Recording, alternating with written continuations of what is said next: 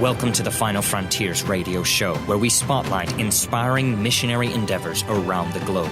Stay tuned to hear how you can personally get involved helping the Lord's frontline soldiers effectively advance the gospel where it has never been preached before. Today, we have a Final Frontiers trip debriefing for the city of Bangalore and its surrounding territory in India. And we'll have another testimony of a young man in Ghana, Africa, who is supported by the Timothy Project. This is Babu Prasad, this man here. Got to see his ministry. I was only with the guy for just a few days. They were begging me to stay. They said, "I can't believe you just came here for a few days." And we had to work it in. And then I had to go up. So go from Andhra Pradesh, go back over. Now we're in the southern area. We're real close to the border of Tamil Nadu. The other state that's just to the south of there. Mm-hmm. And I did actually go into that state. Okay. We went to see a preacher that was clear down on the border. We do have some in Tamil Nadu. Okay, this guy is in Tamil Nadu, and he was actually in Bangalore, and he was well off. I mean, he had a good place to live in the city, but he left and taken his family and gone to a tribal area. So he's leaving, a nicer city, and he's going to tribal. And he got attacked.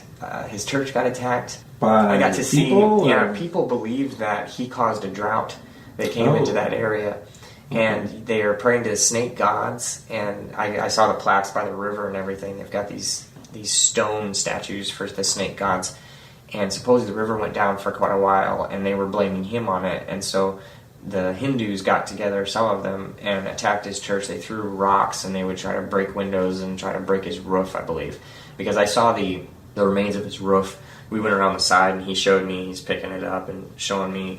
There was so much persecution there. You can tell he still kind of tears up a little bit. It just really bothered him, and he told me, he said, Babu came and just encouraged me, because they were really good friends. They worked together in the bigger city. And so he said he helped me keep going. So we still got the church there, and then he jumped on his motorcycle and took us out of town, and we went to a very small tribal village. And there were some people there that were still not Christians, but they're coming to the meetings, and we were able to witness the gospel to them. Babu was able to tell his testimony. I told my testimony, and we're in this little bitty house. They cut down some coconuts, and we're drinking, and then we're meeting in this house and just talking to each other. And so their little church service went on there, and it's a neat testimony to that village. Very poor village. Is the persecution still going on as strong as before? Not presently, but if he puts another roof on, they're going to destroy it. Wow. That's the idea. So he needs a stronger roof. He needs something more like corrugated steel or some kind of metal roof instead of the type of tile that he had. Tiles, yeah. So there's definitely persecution out in these areas. His wife is very active. She helps with so much translation too.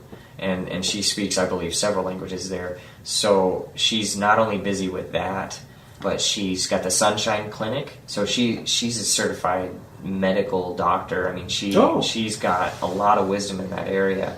She's very knowledgeable, and so she's got this little clinic. And what she does is she'll bring people in off the street. She'll help them, but she tells the gospel to them.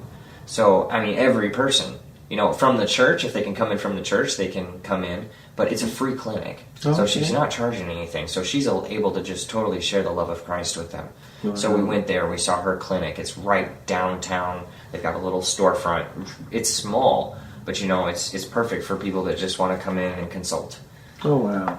And their church, they're in the process of building a new church. He told me the last time that John Nelms came, there was nothing there on that property, but they had been able to buy the property. And it was miraculous, the story he told me about buying it, and how they kept saying, we only have this much money, only this much money. And somebody in the church had donated money, and I mean, they did this themselves. And God did it. It's a miracle.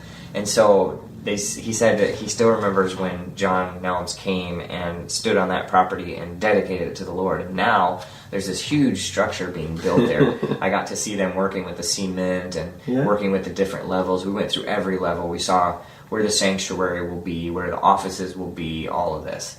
It's a blessing. It's a blessing to see his vision, his dream of it. Yeah, and then they're manifesting that dream. Yeah. Themselves without external help is Yeah, good. they do need. Boy, I'm really hoping God will bring in funds for that. I mean, I hope they need some help to get that whole thing done. Speed it along. Yeah, because he's got such a big heart, and so there's all kinds of other ministries, like to the lepers in that area, Sure. that he really wants to do. We went across the river area there. There's a spot on the other side, this huge cement reservoir of water, and there's a slums that's just full of trash and burning garbage and dogs running around. There's houses that are just tarps in tatters, and we got to meet some of the people there, and we were taking some pictures of where his church is compared to there, and we told them where the church was, and they happen to be Catholic. They said they were Catholic, Right. living in the slums.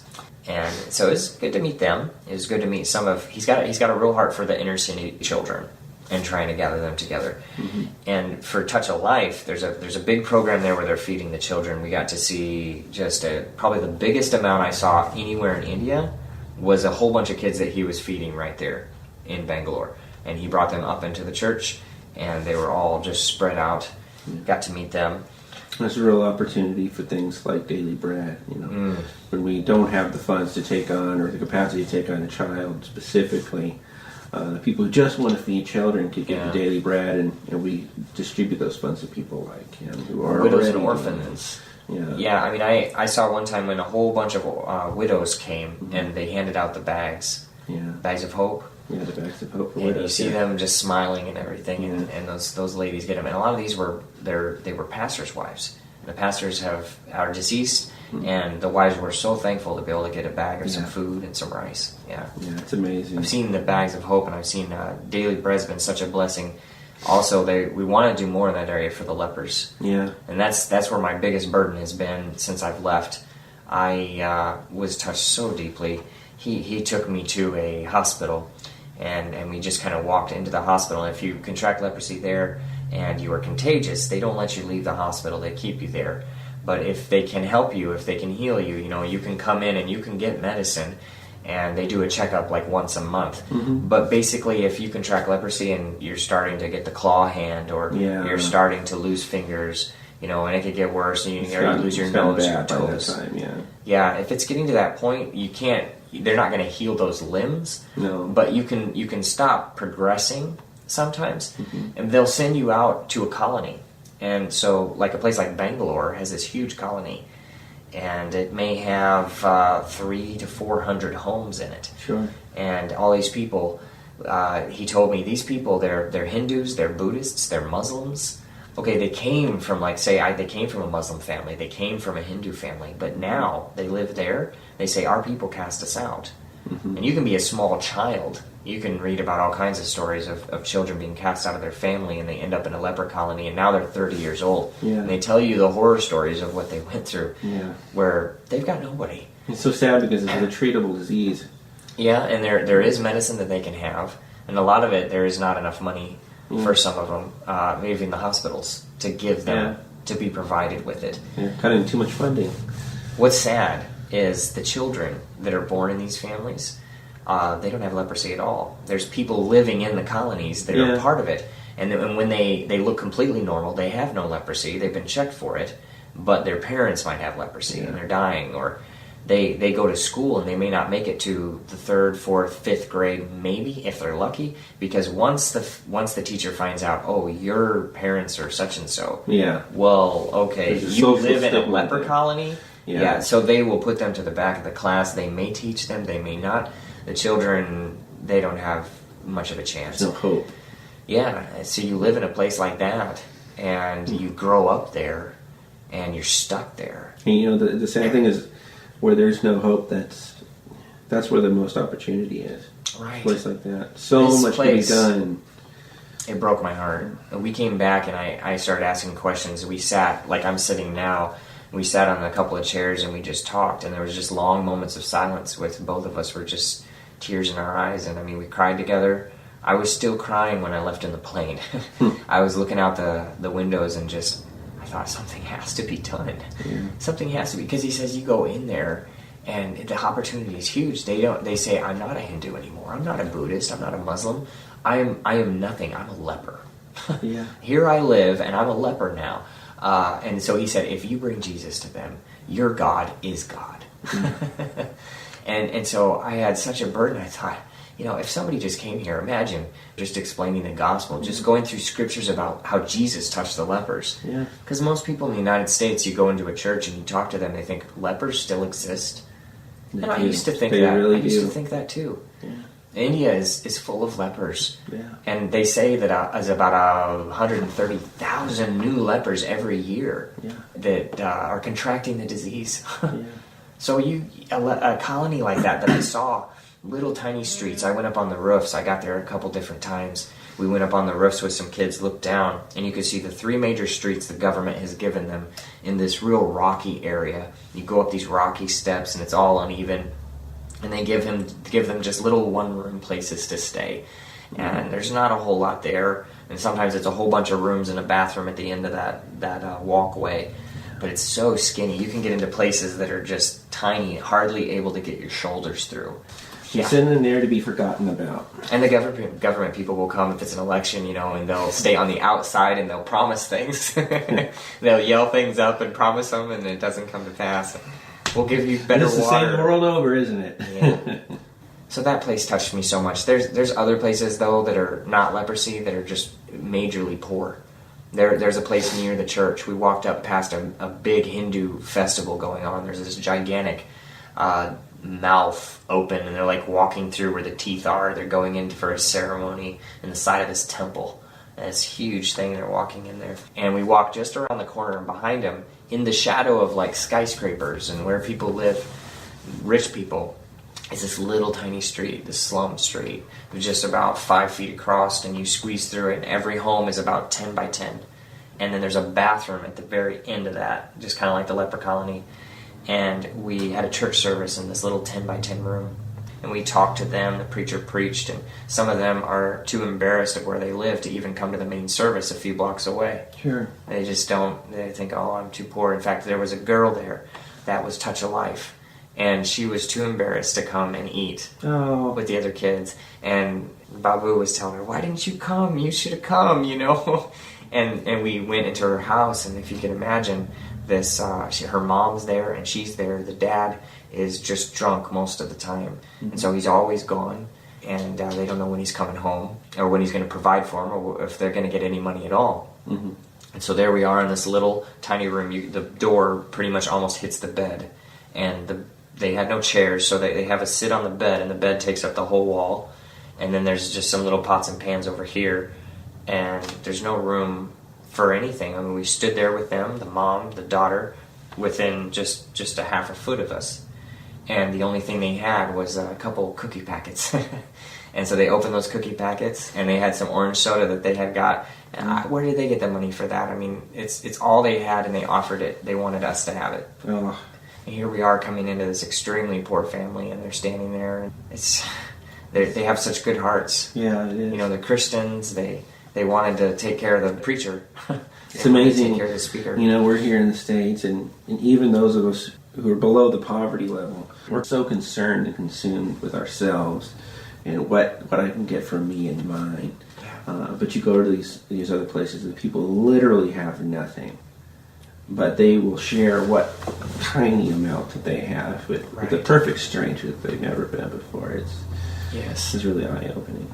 It's like every home you go into, too, it's tea. They're going to serve you tea, and if they can, they'll serve you some kind of biscuit or cracker, if they can. Yeah. But it's hospitality everywhere. They have to give you something. You can't enter their home and them not give you something. Right. They got to give you a drink or... Yeah. If somebody comes to visit, up here, they're like, okay, what do you want? Yeah, really. It's not hospitality. No, there's no hospitality. In many cases, no. Yeah, you're lucky if you get a glass of water. Yeah. I'll say I was really impressed with this brother, Babu Prasad. I was really impressed with him. He's a real good guy. Really impressed with his heart. He has a tender heart. His wife and him has done so much for those lepers, and he has such a dream right now just to get in there. He's got a piece of property where he said, we're going to rent this by faith, and we've got to do something for them. And he comes and he tries to meet with them. He tries to give them something, some food, some like a toothbrush and toothpaste, as a gift once in a while. He'll do something for them. But it's been hard for him to find somebody that will actually go in there and preach. Yeah, and it's rough. But he's still trying to get in there, trying to do what he can. I have plans. I want to go back and visit him soon, because he's the guy that's talked about a group that I could minister to further in the south. And so my church wants to do something in that leper colony. Yeah. We're hoping to do something for them. Something's got to be done. Yeah. It's a problem. I mean, if you can go. If you can preach. If you can teach, go and teach. If you can go and serve, go and serve. If you can't go, give. Right. If you can't give, pray. If you can't do that, you can do something. If you can't at least pray, then I don't know what to tell you. Yeah, I mean, your heart's in the wrong place. Even if someone is stuck in a nursing home somewhere and they cannot move or they're paralyzed, you can still pray. You can still be an incredible prayer warrior. Yeah, you can. Yeah, you can uplift these guys, uphold these guys in prayer. They need it. They really need it. They really do. Babu Prasad is a good man. I was really privileged and honored to be able to meet him and spend time with him. Yeah, he's a good man. Yeah, I'm anxious to go back and spend some time with him again. Yeah, it's an amazing trip. Yes. Paul discipled young men like Timothy and Titus, who journeyed with him and were given hands-on experience in church planting. And today there are many surrendered Timothys, eager to receive training from national preachers and institutes, but lacking the simple finances for curriculum, living needs, and transportation to unreached villages. To make an eternal investment in a young church planter's life, visit finalfrontiers.world.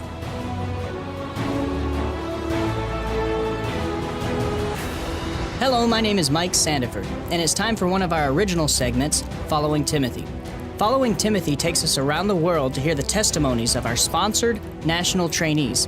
Each of these men are currently being trained by veteran national pastors. What's their calling? To become church planners, to reach their communities, countries, and regions with the gospel of Jesus Christ. If you would like to know more about the Timothy Project, you can visit us at finalfrontiers.world. Today we return to the country of Ghana, specifically to focus on introducing you to a young Timothy by the name of Bright Aklabortu. Bright serves under Pastor Benjamin Tawia, who started off as a deacon in his church and now, by the grace of God, is the principal of a Bible Institute.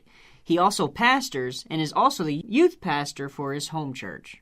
In 1960, the population census held Islam as one of the leading religions for the country's populace, in its entirety at a high of 25%. Traditionalists were second in the populace rating, reaching a high of 23%. During that time period, the Christian census was at a high of 41%, split between the different Christian sects. Today, the Christian population census rates at 71%. Bright is from a town along the coastline called Ashaman. It has a population of about 299,000 and is primarily a fishing village as the source of its income. It is also the center of a heavily traveled route between at least 7 other major trading cities. Because of this, Ashaman has been named the district capital for this region of the country of Ghana. One aspect of its heritage that it has kept since its founding is that the travelers and traders always talk about the hospitality and the kindness shown to strangers by its inhabitants. Now we turn our attention to Bright. I haven't spoken much about him as he seems to do a good job of it himself, so let's hear his testimony. As a little boy, I followed my parents to church and attended Sunday school. One day, the Sunday school teacher taught us a lesson about the sinner on the cross with Jesus. After that, he gave us the opportunity to accept Christ as our Savior. I took the opportunity and accepted Jesus Christ as my Savior, though I did not really know what I was doing at the time, but I knew I had the faith in my heart and in Jesus, seeing clearly how he saved the thief and the sinner who simply believed. From then on, I began to love the things of God, and I started getting involved in the things of the church. Later in the year 2007, I realized that God had placed in my heart a special love for children and the ministry to children. I must say, to the glory of God, I have been a tool in God's hands to train children and to help them to get to know their Maker, their God, and their Savior. I am also available to God in other areas of the church work, but particularly to the children's ministry. Thank you. Your inquiries and comments are important to us. If you have questions or perhaps subject matter you would like to have addressed on this show, please visit us at finalfrontiers.world.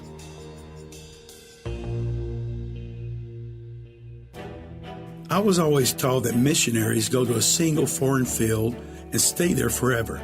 I've heard of missionaries who lost their support because they moved from one country to another. Some feel that a missionary who moves from one place to another demonstrates he does not know God's will, yet many pastors move from church to church. The book of Acts reveals that Paul didn't go to just one place, he went to many. He was in Thessalonica for just 3 weeks. In Corinth, his longest stay in any one place hosted him for only a few years. It's not how long you stay that makes you a missionary. There are at least 3 biblical criteria that make that determination: where you go, what you do, and why you leave. It all comes down to one simple question: what is the difference between being a missionary and a traveling preacher or pastor? And here's the answer. Missions is the intentional relocating of your ministry from the regions that are informed about the gospel to another region that is uninformed. It is about exposing the unexposed to the gospel. Pastoring is about maturing the converts. Paul once announced that he was moving from Corinth to Spain because where he and his disciples had been serving, the regions of Galatia and Achaia, there was no place left for him to preach. Obviously, there were towns and churches eager and honored to host Paul. What he meant was that since he was not a pastor but a missionary, ordained by God to take the gospel to those regions with no exposure to it, he now had no choice but to move on in order to find another uninformed, unevangelized region and start again. Thus, he was moving to Spain. Biblically, pastors move into an established area to feed the sheep, while missionaries move on and plant new churches. I'm John Nelms. To learn more about world missions, order a copy of my book, The Great Omission, at our website, finalfrontiers.world.